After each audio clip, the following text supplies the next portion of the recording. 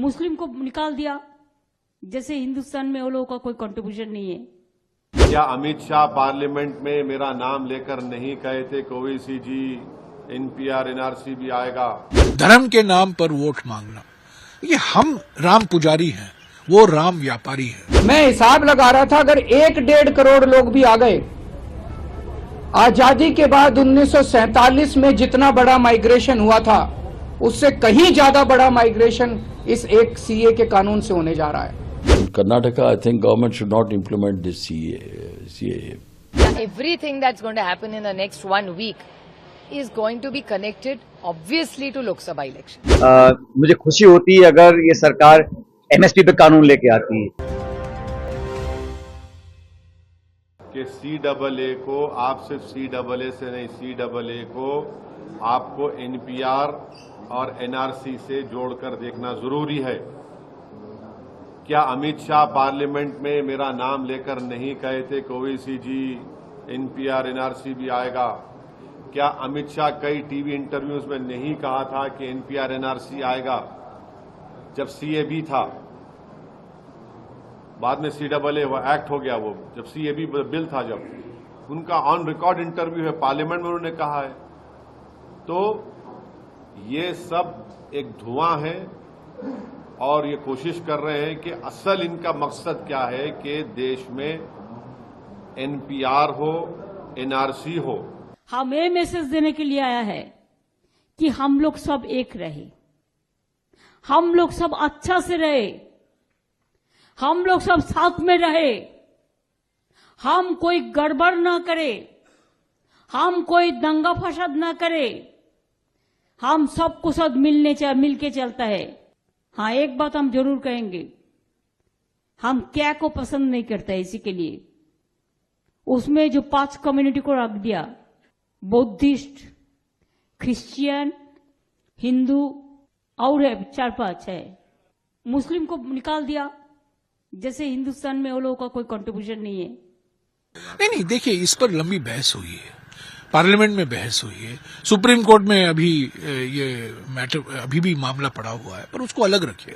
अधिनियम बना, मेरा सवाल यही है, अधिनियम बना, डिबेट हुआ, बहस हुई, चर्चा हुई, मतभेद हैं, हमारे विचार अलग हैं, हमने कई सवाल उठाए। आप सिर्फ असम, आप सिर्फ अफगानिस्तान, बांग्लादेश और पाकिस्तान क्यों कर रहे हैं, श्रीलंका क्यों नहीं, आपने क्यों नहीं शामिल किया, ऐसे कई सवाल उठे थे। पर मेरा सवाल यही है, आज मेरा कहना यही है, 4 साल 3 महीने क्यों लगाए? ये रूल पहले क्यों नहीं आया? 2020 में क्यों नहीं आया? 2021 में क्यों नहीं आया? 22 में क्यों नहीं आया? 23 में क्यों नहीं आया? जब अब चुनाव होने वाले हैं, 1 महीने बाकी हैं, और खास तौर से पश्चिम बंगाल में और असम में रणनीति, जो चुनाव का वातावरण है, चुनाव का माहौल है, उसको पोलराइज करने के लिए, उसमें ध्रुवीकरण करने के लिए ये किया गया। नहीं, देखिए, इनका मकसद एक ही होता है, चुनाव के वक्त में सिर्फ ध्रुवीकरण, पोलराइज करना, धर्म के नाम पर वोट मांगना। ये हम राम पुजारी हैं, वो राम व्यापारी हैं, और खास तौर से मेरे नाम में 2 राम हैं, मेरे पहले राम में राम है, दूसरे नाम में भी राम है, तो हम लोग सब राम के राम भक्त हैं, राम पुजारी हैं, राम व्यापारी नहीं है। देखिए, सीधी सी बात है, कानून सीए का जो कानून आया है उसमें ये लिखा है कि पाकिस्तान, अफगानिस्तान और बांग्लादेश में रहने वाले अल्पसंख्यक, वहां जो माइनॉरिटीज हैं, वो माइनॉरिटीज को हमारे देश के अंदर नागरिकता दी जाएगी। वहां पे लगभग 2.5 से 3 करोड़ माइनॉरिटीज हैं, तीनों देशों के मिला के। अगर उनमें, वो बहुत गरीब देश हैं, अगर ऐसे हमने अपने दरवाजे खोल दिए उनके लिए, देश के दरवाजे खोल दिए उनके लिए, अगर उन 2.5-3 करोड़ लोगों में 1-1.5 करोड़ लोग भी हमारे देश में आ गए, उनको कहां बसाएंगे? उनको कहां रहने की जगह देंगे? वहां उनको जॉब्स कहां से देंगे? नौकरियां कहां से देंगे? घर कहां से आएंगे? तो जाहिर तौर पे जो नौकरियां और जो रोजगार हमारे बच्चों को मिलने चाहिए, वो रोजगार तो वो ले जाएंगे। और जो इतने सारे, इतनी भारी हम तो दरवाजे खोल रहे हैं, इतने गरीब लोग वहां से उठ के आ जाएंगे, बाकी पड़ोसी देशों से इतने गरीब लोग उठ के, मैं हिसाब लगा रहा था, अगर 1-1.5 करोड़ लोग भी आ गए, आजादी के बाद 1947 में जितना बड़ा माइग्रेशन हुआ था उससे कहीं ज्यादा बड़ा माइग्रेशन इस एक सीए के कानून से होने जा रहा है। देखिए, सब लोगों के अपने अपने विचार हैं।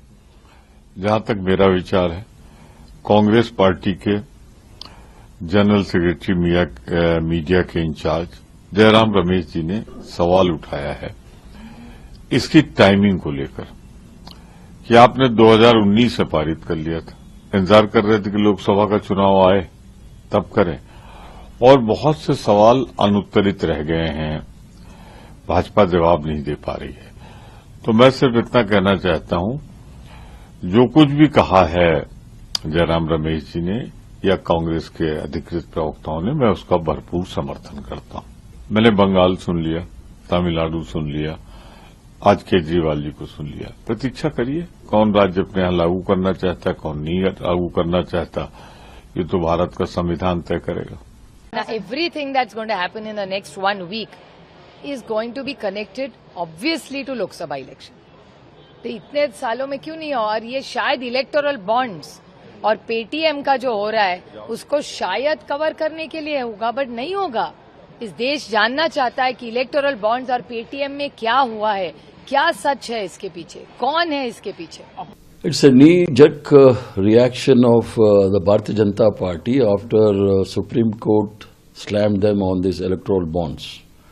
To divert the attentions from the Supreme Court's strictures, they brought in this CAA after almost a lapse of 4.5 years.